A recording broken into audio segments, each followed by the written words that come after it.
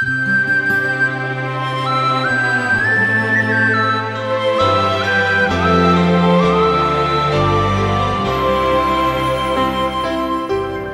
வசனங்களின் ஆழங்களை கற்றுக்கொள்ள வாஞ்சியோடு இருக்கும் உங்களை இயேசு கிறிஸ்துவின் இனிய நாமத்தினாலே வாழ்த்துகிறோம்.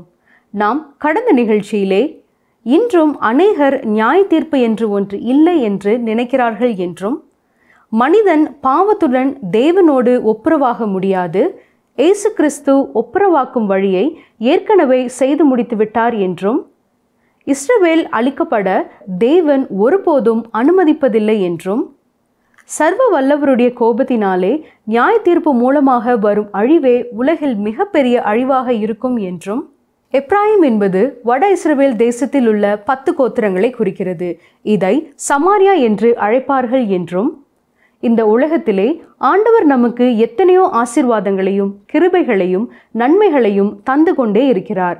இவற்றை அனுபவிக்கும் நாம் அவரை நேசிக்கிறவர்களாக அவருக்கு பிரியமான அர்ப்பணிப்பான வாழ்க்கை வாழ வேண்டும் என்றும் கற்றுக்கொண்டோம். இன்றும் நாம் ஏசாயா 28ஆம் அதிகாரம் 5ஆம் வசனம் முதல் 29ஆம் அதிகாரம் 5ஆம் வசனங்கள் வரை கற்றுக்கொள்ள இருக்கிறோம். இந்த பாடத்திலே இஸ்ரவேல் மக்களின் ஆவிக்குரிய நிலை எப்படி இருந்தது, மரணத்தோடு உடன்படிக்கை என்பது என்ன, தேவனுடைய நியாய தீர்ப்பு எப்படிப்பட்டதாக இருக்கும் என்பதை கற்றுக்கொள்ள ஆயத்தமாகுவோம். கிறிஸ்துவுக்குள் பிரியமான சகோதரனே சகோதரியே, இன்றும் தொடர்ந்து ஏசாயா தீர்க்கதரிசியின் புத்தகம் 28ஆம் அதிகாரத்தையும் 29ஆம் அதிகாரத்தின் ஒரு பகுதியும் சிந்திக்கப் போகிறோம். ஏசாயா 28:5. அக்காலத்திலே சேனைகளின் கர்த்தர் தமது ஜனத்தில் மீதியானவர்களுக்கு மகிமையான கிரீடமாகவும் அலங்காரமான முடியாகவும். இப்பொழுது ஏசாயா தீர்க்கதரிசி எதிர்காலத்தை நோக்கி நகர்ந்து செல்கிறார். அக்காலத்திலே என்று சொல்லப்படுவது கர்த்தருடைய நாளை குறிக்கிறது. இது மகா உபத்திரவ நாட்களில் துவங்கி 1000 வருட அரசாட்சி நாட்கள் வழியாக செல்கிறது. எப்ராயிமின் வீழ்ச்சிக்கு அவர்களின் பெருமையே காரணமாக இருந்தது. அவர்கள் பெருமையை கிரீடமாக அணிந்திருந்தார்கள். ஆகவே தேவன் அவர்களை தாழ்த்தினார். இன்றும் தேவன் பெருமை உள்ளவர்களுக்கு எதிர்த்து நிற்கிறார், தாழ்மை உள்ளவர்களுக்கோ கிருபை அளிக்கிறார் என்று நாம் வேதத்திலே பார்க்கிறோம். எப்ராயிமை தேவன் தங்களுடைய தேசத்திற்கு திரும்ப கொண்டு வரும்போது அவர்களுக்கு அது மகிமையான கிரீடமாகும், அலங்காரமான முடியாகவும் இருக்கும். இது 1000 வருட அரசாட்சியில் நடைபெறும். ஏசாயா 28ஆம் அதிகாரம் 6ஆம் 7ஆம் வசனங்களை பாருங்கள். நியாயம் விசாரிக்க உட்காருகிறவனுக்கு நியாயத்தின் ஆவியாகவும், யுத்தத்தை அதன் வாசல் மட்டும் திருப்புகிறவர்களின் பராக்கிரமமாகவும் இருப்பார். ஆனாலும் இவர்களும் திராட்சரசத்தால் மயங்கி மதுபானத்தால் வழித்தப்பி போகிறார்கள். ஆசாரியனும் தீர்க்கதரிசியும் மதுபானத்தால் மதி மயங்கி திராட்சரசத்தால் விழுங்கப்பட்டு சாராயத்தினால் வழித்தப்பி தீர்க்க தரிசனத்தில் மோசம் போய் நியாயம் தீர்க்கிறதில் இடறுகிறார்கள். இங்கே மதுபானத்தால் மதி மயங்குவதை குறித்து வாசிக்கிறோம். ஒரு பெரிய வணிகத்தை செய்து வந்த ஒருவர் தன் நண்பரான ஊழியரிடம் தன்னுடைய நண்பரின் கசப்பான அனுபவத்தை பகிர்ந்து கொண்டார். அந்த பணக்காரர் பாவத்திற்கு அடிமைப்பட ஆரம்பித்து தன் மனைவிக்கு உண்மை இல்லாதவராக மாறிப்போனார். அதிகமாக குடிக்க ஆரம்பித்ததனால் இவையெல்லாம் ஆரம்பமாயின. பின்னர் தன்னுடைய தொழிலில் நஷ்டம் ஏற்பட்டதனால் கடன் வாங்கும் நிலை அவருக்கு ஏற்பட்டது. ஒரு மனிதன் குடிக்க ஆரம்பித்து பாவத்திற்கு அடிமைப்படும் பொழுது அவனுடைய கூர்மையான மதி போய்விடுகிறது. வியாபாரத்தில் உள்ள திறன் சென்று விடுகிறது. மதிமயங்கி விடுகிறான் என்று அவர் கூறினாராம். இதே போன்றதொரு நிலையே வட இஸ்ரவேல் தேசத்து ஜனங்களிடத்திலே இருந்தது என்று இங்கே வசனத்திலே பார்க்கிறோம். இவர்களும் திராட்சரசத்தால் மயங்கி மதுபானத்தால் வழி தப்பி போகிறார்கள் என்று சொல்லப்பட்டிருக்கிறது. எனவே நியாயம் தீர்க்கிறதில் ஊழியத்திலே இடரல் உண்டாயிற்று. ஏசாயா 28ஆம் அதிகாரம் 13ஆம் வசனத்தை பாருங்கள். ஆதலால் அவர்கள் போய் பின்னிட்டு விழுந்து நொறுங்கும்படிக்கும் சிக்குண்டு பிடிப்படும்படிக்கும் கர்த்தருடைய வார்த்தை அவர்களுக்கு கற்பனையின் மேல் கற்பனையும் கற்பனையின் மேல் கற்பனையும் பிரமாணத்தின் மேல் பிரமாணமும் பிரமாணத்தின் மேல் பிரமாணமும் இங்கே கொஞ்சமும் அங்கே கொஞ்சமுமாக இருக்கும். ஆம், ஒருவருக்கு போதிக்க வேண்டுமானாலும் மெதுவாக பொறுமையாக தொடர்ந்து செய்ய வேண்டும். இங்கே கூறப்பட்ட வசனத்தை போன்ற பகுதிகளை கொண்டு ஏசாயா தீர்க்கதரிசியை பொதுமக்களின் தீர்க்கதரிசி என்று சொல்லுவார்கள். ஒரு ஆசிரியரைப் போலவே ஆவிக்குரிய போதனைகளும் செய்யப்பட வேண்டும். வெகு விரைவாக போதித்து விடுவதால் ஆவிக்குரிய வளர்ச்சி ஏற்பட்டு விடாது. தேவன் மக்களுடைய நிலைக்கு ஏற்றவாறு போதித்து நடத்துகிறவர். நாம் பழங்காலத்திலிருந்தே ஆவிக்குரிய வாழ்க்கையிலே வீழ்ச்சியடைகிற மக்களை வேதத்திலே பார்க்கிறோம். இவர்களுக்கு சரியானபடி போதிக்க வேண்டியது அவசியம். ஆனால் அது கடினமான காரியமாக இருப்பதால் அவர்கள் வீழ்ச்சியுறுகிறார்கள். இன்றைய நாட்களிலே அநேக தேவனுடைய பிள்ளைகளும் தங்களுடைய ஆவிக்குரிய வளர்ச்சியிலே விருப்பம் காட்டுகிறதில்லை. ஏன் தெரியுமா? தேவனுடைய வார்த்தையை இவர்கள் மறந்து விடுகிறார்கள். பிறகு திடீரென்று ஏதாவது 2 வார பயிற்சியிலே தங்கி வேதத்தை விரைவாக கற்று தங்கள் பிரச்சனைகளை தீர்த்து கொள்ளலாம் என்று எண்ணி முயற்சி செய்கிறார்கள். அங்கே தங்களுடைய திருமணத்திலே உள்ள பிரச்சனைகளை தீர்ப்பது எப்படி, பிள்ளைகளை வளர்ப்பது எப்படி, ஒரு சிறந்த பணியாளராய் இருப்பது எப்படி என்பதையெல்லாம் படிப்பறிவாக பெற்றுக் கொள்கிறார்கள்.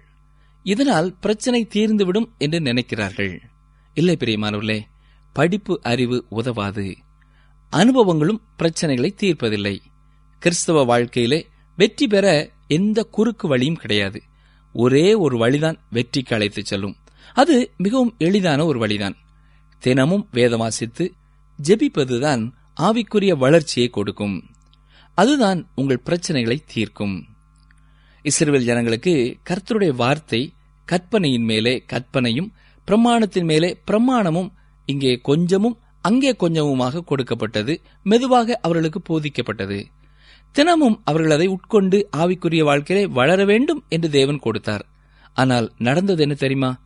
இஸ்ரவேல் ஜனங்கள் அதை பின்பற்றவில்லை, தினமும் கற்றுக்கொள்ளவில்லை. எனவே அவர்கள் ஆவிக்குரிய வாழ்க்கையிலே வீழ்ந்து போனார்கள், பின்வாங்கி போனார்கள்.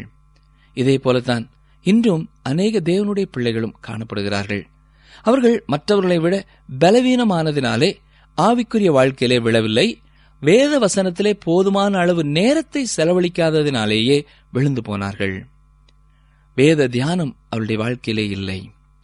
எனக்கு அருமையான சகோதரனே, சகோதரியே, வெற்றி வாழ்க்கை வாழ விரும்பும் உங்களுடைய வாழ்க்கையிலே எவ்வளவு அதிகமாக நீங்கள் வேத வசனங்களை கற்று வருகிறீர்கள்? தேவன் தரும் இந்த வழிமுறை எளிமையானது. அவர் இங்கே கொஞ்சமும் அங்கே கொஞ்சமுமாக கொஞ்சம் கொஞ்சமாகத்தான் கற்றுத் தருகிறார். மெதுவாக நமக்கு பிரயோஜனமானவைகளை கற்றுத் தருகிறார். நீங்கள் தினமும் அவருடைய பாதத்திலே காத்திருந்து கற்றுக்கொள்ள ஆயத்தமாயிருக்கிறீர்களா? அதை விட்டுவிட்டு ஒரே நாளிலே ஒரே மாதத்திலே ஆவிக்குரிய காரியங்களை கற்றுக்கொள்ள முயற்சிக்க கூடாது. இது இயலாத ஒரு காரியம். ஏசாயா 28:14 ஆகையால் எருசலேமிலுள்ள இந்த ஜனத்தை ஆளுகிற நிந்தனைக்காரரை, கர்த்தருடைய வார்த்தையை கேளுங்கள். வட இஸ்ரவேல் தேசத்தாருக்கு வந்த நியாய தீர்ப்பு தென் இஸ்ரவேல் தேசமாகிய யூதாவுக்கு எச்சரிப்பாயிருக்கிறது. எப்ராயிம் எருசலேமுக்கு அதை தெரிவிக்கிறது. எருசலேம் அதை நமக்கு தெரிவிக்கிறது. ஆம், தேவனுடைய வார்த்தை நம் எல்லாருக்காகவும் கொடுக்கப்பட்டுள்ளது. வட இஸ்ரவேல் தேசத்தாருக்கோ எருசலேமிற்கோ மட்டுமல்ல, உலகில் உள்ள அத்தனை பேருக்கும் இந்த தேவனுடைய வார்த்தைகள் கேட்கப்பட வேண்டும் என்று விரும்பியே தேவன் வேதத்திலே இவைகளை கொடுத்திருக்கிறார். இது நேற்றைய செய்தித்தாள் அல்ல, நாளைய வரலாறு. ஏசாயா 28:15 பாருங்கள். நீங்கள் மரணத்தோடே உடன்படிக்கையும் பாதாளத்தோடே ஒப்பந்தமும் பண்ணினோம். வாதை பெருவெள்ளமாய் புரண்டு வந்தாலும் எங்களை அணுகாது. நாங்கள் பொய்யை எங்களுக்கு அடைக்கலமாக்கி மாயையின் மறைவிலே வந்து அடைந்தோம் என்கிறீர்களே. இங்கே மரணத்தோட உடன்படிக்கை, பாதாளத்தோட ஒப்பந்தம் என்று சொல்லப்படுகிறதே, இது எதை குறிக்கிறது? தானியேல் தீர்க்கதரிசியின் புத்தகத்திலே இதற்கான விளக்கத்தை நாம் பார்க்கலாம். இஸ்ரவேல் அந்தி கிறிஸ்துவோட உடன்படிக்கை செய்து கொள்ளும். அவன் பாவத்தின் மகன், தேவன் இல்லாதவன், கடலில் இருந்து வெளிப்படும் மிருகம், சாத்தானால் கட்டுப்படுத்தப்படுகிறவன் என்று பார்க்கிறோம். ஏசாயா 28:16 வாருங்கள். ஆதலால் கர்த்தராகிய ஆண்டவர் உரைக்கிறதாவது, இதோ அஸ்திபாரமாக ஒரு கல்லை நான் சீயோனிலே வைக்கிறேன். அது பரீட்சிக்கப்பட்டதும் விலையேறப் பெற்றதும் திட அஸ்திபாரமுள்ளதுமான மூலைக்கல்லாயிருக்கும். விசுவாசிக்கிறவன் பதறான். இன்றைய மனிதர்களின் மாய்மாலமான வாழ்க்கைக்கு பதில் என்ன தெரியுமா? மகா உபத்திரவ காலத்தில் உள்ளவர்களின் வஞ்சகத்திற்கு உண்டாகும் தீர்வென்ன? இதற்கெல்லாம் தேவன் முன்னமே பதிலை ஏற்படுத்தி வைத்து விட்டார். அதுவே அஸ்திவாரம். அது பரீட்சிக்கப்பட்டது, வெளியேற பெற்ற மூலைக்கல். அது உறுதியான அஸ்திவாரம். அதை நம்புகிறவன் பதட்டமடைய வேண்டியதில்லை. அவரிலே அவன் ஓய்வாக இருக்க முடியும். 1 பேதுரு 2 6 முதல் 8 வசனங்கள் அவரை பற்றி சொல்லுகிறது. அந்தபடியே இதோ தெரிந்து கொள்ளப்பட்டதும் வெளியேற பெற்றதுமாயிருக்கிற மூலைக்கல்லை சீயோனிலே வைக்கிறேன், அதன்மேல் விசுவாசமாயிருக்கிறவன் வெட்கப்படுவதில்லை என்று வேதத்திலே சொல்லியிருக்கிறது. ஆகையால் விசுவாசிக்கிற உங்களுக்கு அது விலையேற பெற்றது. கீழ்ப்படியாமல் இருக்கிறவர்களுக்கோ வீட்டை கட்டுகிறவர்களால் தள்ளப்பட்ட பிரதான மூலைக்கல்லாகிய அந்த கல் இடறுதற்கேதுவான கல்லும் விழுதற்கேதுவான கன்மலையும் ஆயிற்று. அவர்கள் திருவசனத்திற்கு கீழ்ப்படியாதவர்களாயிருந்து இடறுகிறார்கள், அதற்கென்றே நியமிக்கப்பட்டவர்களாயும் இருக்கிறார்கள். ஆம், பேதுரு அந்த கல் இயேசு கிறிஸ்துவே என்று இங்கே தெளிவுபட கூறுகிறார். இயேசு கிறிஸ்துவே எல்லாவற்றிற்கும் மிகவும் சரியான பதிலாக, தீர்வாக இருக்கிறார். பாருங்கள், ஏசாயா 28:17. நான் நியாயத்தை நூலும் நீதியை தூக்கு நூலுமாக வைப்பேன். பொய் என்னும் அடைக்கலத்தை கல்மழை அழித்துவிடும், மறைவிடத்தை ஜலப்பிரவாகம் அடித்துக் கொண்டு போகும். இந்த மக்களுக்கு நியாய தீர்ப்பு மிகவும் மெதுவாக வருகிறதாயிருக்கிறது. இன்றைய நாட்களிலும் அவ்விதமாகவே வருகிறது. சில வேளைகளில் சிலருக்கு உடனே நியாய தீர்ப்பு வருகிறது.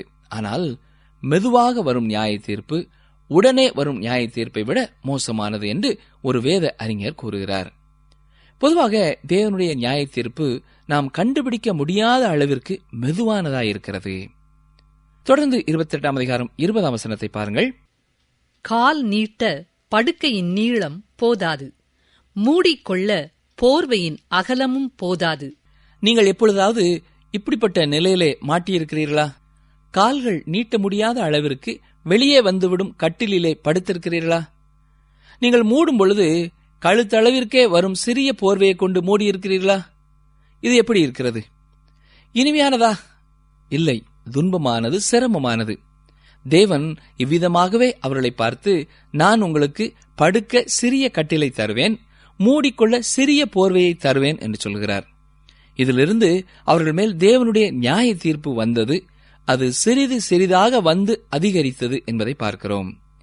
யூதாவின் மேல் குறைந்தது 100 வருடமாவது நியாய தீர்ப்பு வராதிருந்தது. ஆனால் இறுதியில் வந்தது. ஏசாயா 28:25. அவன் அதை மேலாக நிரவின பின்பு அதற்கேற்ற இடத்தில் உளுந்தை தெளித்து சீரகத்தை தூவி முதல் தரமான கோதுமையையும் தெரிந்து கொண்ட வார்கோதுமையையும் கம்பையும் விதைக்கிறான் அல்லவோ. இந்த அதிகாரத்தின் பின்பகுதி கோதுமையையும் களைகளையும் பற்றிய ஊமைகளை போன்றிருக்கிறது. இங்கே கர்த்தர் பலதரப்பட்ட தானியங்களை பற்றி, அதாவது கடினமான மற்றும் மென்மையான தானியங்களை பற்றி சொல்கிறார். அதற்கேற்றபடி அதை போரடிப்பதை பற்றியும் அவர் விளக்குகிறார். இங்கே உளுந்து, சீரகம், கோதுமை, அதேபோல் வார்கோதுமை போன்றவற்றை அந்தந்த தானியத்திற்கேற்ற இடத்திலே விதைக்கிறதை பார்க்கிறோம். கோதுமைக்கு முதல் தரமான இடம். ஏசாயா 28:27-28 பாருங்கள். உளுந்து தூலத்தாலே போரடிக்கப்படுகிறதில்லை, சீரகத்தின் மேல் வண்டிலின் உருளை சுற்றவிடப்படுகிறதும் இல்லை. உளுந்து கோலினாலும் சீரகம் மிலாற்றினாலும் அடிக்கப்படும், அப்பத்துக்கு தானியம் இடிக்கப்படும். இடைவிடாமல் அவன் அதை போரடிக்கிறதில்லை. அவன் தன் வண்டிலின் உருளையால் அதை நசுக்குகிறதும் இல்லை, தன் குதிரைகளால் அதை நொறுக்குகிறதும் இல்லை. இங்கே ஒரு விவசாயி தன்னுடைய பயிரை போரடிக்கிறதிலே கவனமாயிருப்பான் என்று பார்க்கிறோம். ஏனென்றால் ஒவ்வொரு தானியமும் வித்தியாசமானது. மென்மையான தானியத்தை அதற்கு ஏற்றபடியாகவும் கடினமான தானியத்தை அதற்கு ஏற்றபடியாகவும் போரடிக்க வேண்டும், அதை பிரித்தெடுக்க வேண்டும். இவ்விதமாகவே தேவன் ஜனங்களையும் நியாய தீர்ப்பதாக சொல்கிறார். ஒரு மனிதன் அல்லது ஒரு தேசம் தன்மேல் விழும் தேவ நியாய தீர்ப்பை அதே முடிவு செய்கிறது. அவனே முடிவு செய்கிறான். அதாவது நீங்கள் மிகவும் கடினமானவர்களாகி தேவனை எதிர்த்து நிற்கிறவர்களாக காணப்படுவீர்கள் என்றால் நீங்கள் கடினமான தானியமாயிருக்கிறீர்கள். எனவே உங்கள் மீது வரும் நியாய தீர்ப்பு கடினமானதாக இருக்கும். ஒரு மனிதன் தேவ ஊழியரிடம் வந்து, ஐயா, நான் என்னை உணர்ந்து தேவனிடத்திலே வருமுன் என்னுடைய மனைவி 2 பிள்ளைகளையும் இழந்துவிட்டேன்.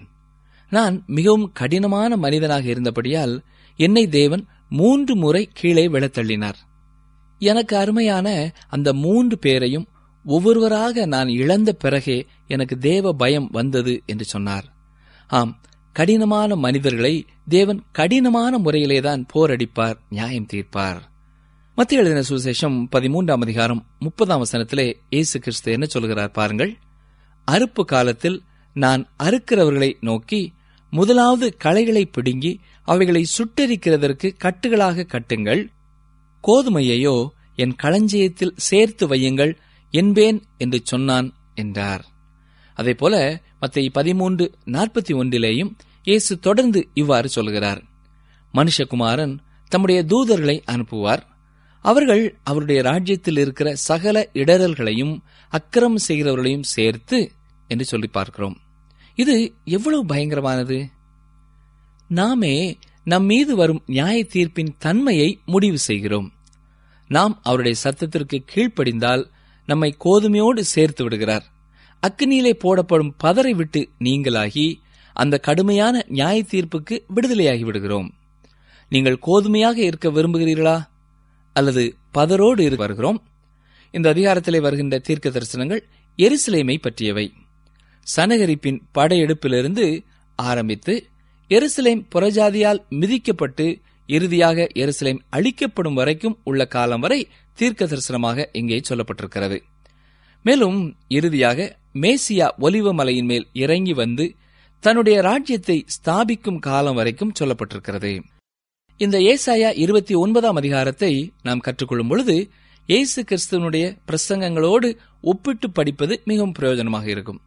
குறிப்பாக மத்தேயு எழுதின சுவிசேஷம் 23ஆம் அதிகாரம் 37 முதல் 24ஆம் அதிகாரம் 2ஆம் வசனம் வரை உள்ள பகுதிகளையும், லூக்கா 13ஆம் அதிகாரம் 34ஆம் வசனம் முதல் 35ஆம் வசனம் வரை, தொடர்ந்து 21ஆம் அதிகாரம் 20 முதல் 24 வரை உள்ள வசனங்களையும் இந்த அதிகாரத்தோடு நாம் ஒப்பிட்டு படிக்க வேண்டும். பாருங்கள், ஏசாயா 29:1. தாவீது வாசம் பண்ணின நகரமாகிய அரியேலே, அரியேலே, ஐயோ! வருஷா வருஷம் பண்டிகைகளை அனுசரித்து வந்தாலும்.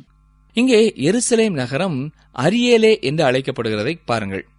அரியேல் என்பதற்கு சிங்கத்தை போன்ற என்று அர்த்தமாகும். இந்த வார்த்தை 2 சாமுவேல் 23:20 வருகிறது. பராக்கிரமசாலியாகிய யோய்தாவின் குமாரனும் கப்சேயேல் ஊரானாகிய பெனாயாவும் செய்கைகளில் வல்லவனாயிருந்தான். அவன் மோவாப் தேசத்தின் 2 வலிமையான சிங்கங்களை கொன்றதுமல்லாமல் உறைந்த மழை காலத்தில் அவன் இறங்கி போய் ஒரு கெபிக்குள் இருந்த ஒரு சிங்கத்தையும் கொண்டு போட்டான் என்று வாசிக்கிறோம். இதில் மோவாப் தேசத்தின் 2 வலிமையான சிங்கங்களை என்று சொல்லப்படுவது மூல பாஷையிலே 2 வலிமையான சிங்கங்களைப் போன்ற மோவாப் மனிதர்கள் என்ற அர்த்தம்பட சொல்லப்பட்டிருக்கிறது.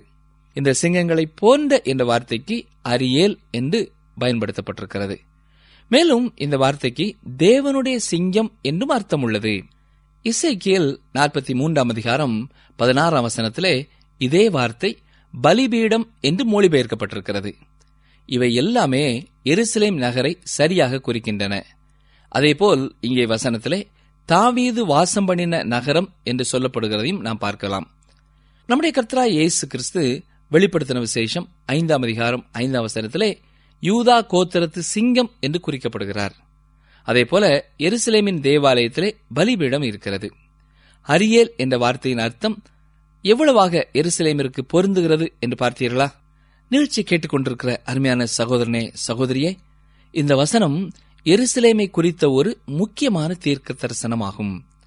இந்த தீர்க்க தரிசனம் ஏசாயா தீர்க்கதரிசியின் காலத்திலே நிறைவேற ஆரம்பித்தது. இன்றும் அது தொடர்கிறது. எருசலேமின் வீதிகளிலே நீங்கள் நடந்து போனால் இதை உணரலாம். தொடர்ந்து பாருங்கள், ஏசாயா 29:2. அரியேலுக்கு இடுக்கம் உண்டாக்குவேன், அப்பொழுது துக்கமும் சலிப்பும் உண்டாகும், அது எனக்கு அரியேலாகத்தான் இருக்கும். இது எருசலேமின் மீது வந்த நியாய தீர்ப்பு. தொடர்ந்து கவனியுங்கள். உன்னை சூழ பாளையமிறங்கி உன்னை தெற்றுகளால் முற்றுகை போட்டு உனக்கு விரோதமாக கொத்தளங்களை எடுப்பிப்பேன், அப்பொழுது நீ தாழ்த்தப்பட்டு தரையிலிருந்து பேசுவாய்.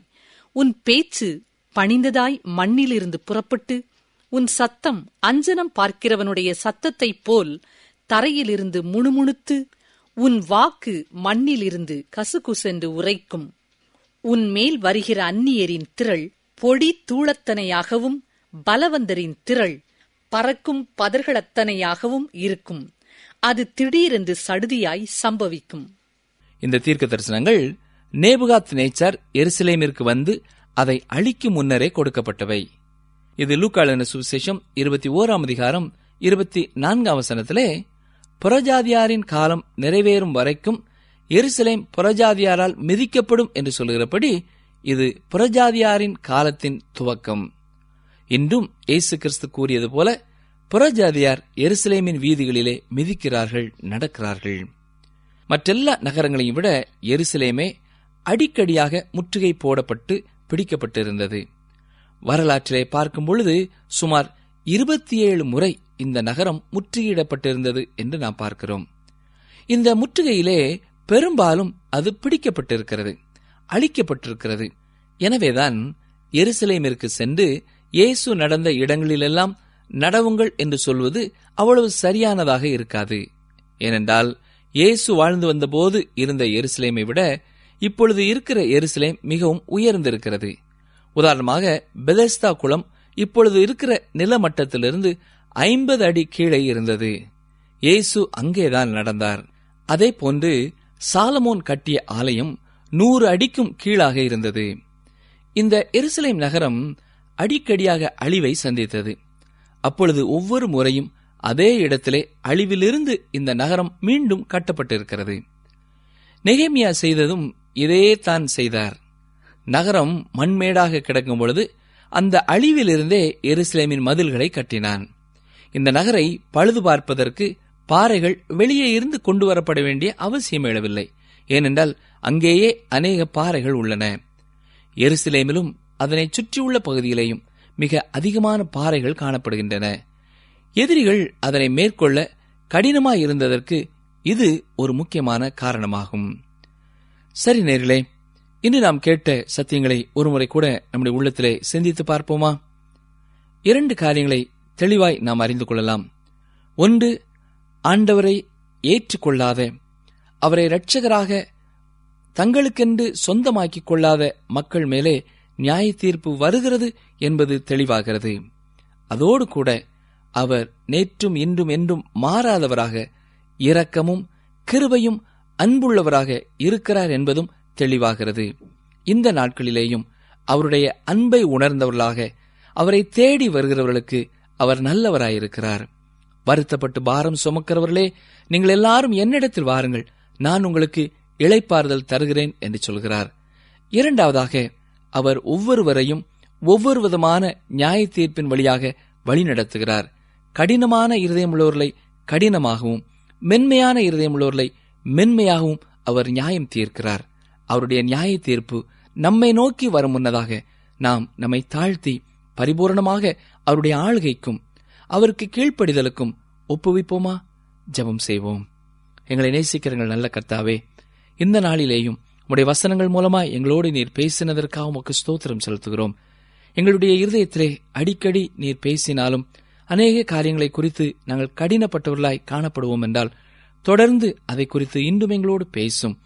நாங்கள் யார் யார் உள்ளான இருதயத்தோடு உடைந்த மனதோடு உண்மையை உம்முடைய பாதத்திலே ஒத்துக்கொள்கிறோமோ எங்களுக்கு நீர் உம்முடைய பாவ மன்னிப்பையும் ரட்சிப்பையும் தாரும். பிசாசை ஜெயிக்கவும் வெற்றியின் மேலே வெற்றி பெற்றோர்களாய் வாழவும் உம்முடைய பரிசுத்த ஆவினாலே எங்களை பலப்படுத்தும். இயேசு கிறிஸ்துவின் நாமத்தினாலே மனத்தாழ்மையோடு வேண்டிக் கொள்கிறோம் பிதாவே, ஆமென்.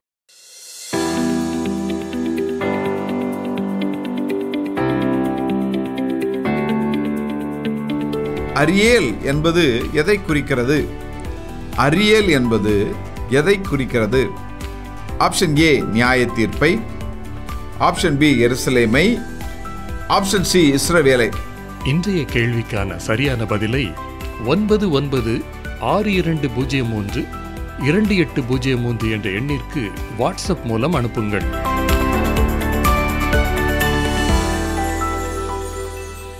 அன்பர்களே, இன்றும் நாம் கற்றுக்கொண்ட சத்தியங்கள் என்ன என்பதை ஒரு விசை ஞாபகப்படுத்திக் கொள்வோமா? கர்த்தருடைய நாள் என்பது மகா உபத்திரவத்தின் நாள் தொடங்கி 1000 வருட அரசாட்சி நாட்கள் வழியாக செல்கிறது. ஆவிக்குரிய வாழ்க்கைக்கு படிப்பறிவு உதவாது. அனுபவங்களும் பிரச்சனைகளை தீர்ப்பதில்லை. கிறிஸ்துவ வாழ்க்கையிலே வெற்றி பெற தினமும் வேதம் வாசித்து ஜெபிப்பதுதான் ஆவிக்குரிய வளர்ச்சியை கொடுக்கும். மெதுவாக வரும் நியாய தீர்ப்பு உடனே வரும் நியாய தீர்ப்பை விட மிகவும் மோசமானது. பொதுவாக தேவனுடைய நியாய தீர்ப்பு நாம் கண்டுபிடிக்க முடியாத அளவிற்கு மெதுவானதாகவே இருக்கிறது. கடினமான மனிதர்களை தேவன் கடினமான முறையிலேதான் நியாய தீர்ப்பார். அரியேல் என்பதற்கு சிங்கத்தை போன்ற என்பது அர்த்தமாகும். எருசலேம் நகரம் இயேசு கிறிஸ்துவின் காலத்தை விட இப்பொழுது நன்கு உயர்ந்ததாக இருக்கிறது. சரி நேயர்களே, மீண்டும் நாம் அடுத்த நிகழ்ச்சியிலே சந்திப்போம். கர்த்தர் உங்களோடே இருப்பாராக. ஆமென்.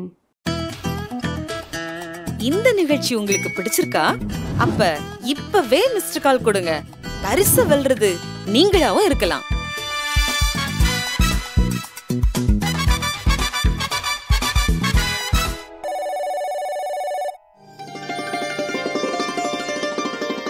கர்த்தர் சீயோனிலிருந்து உன்னை ஆசீர்வதிப்பார்.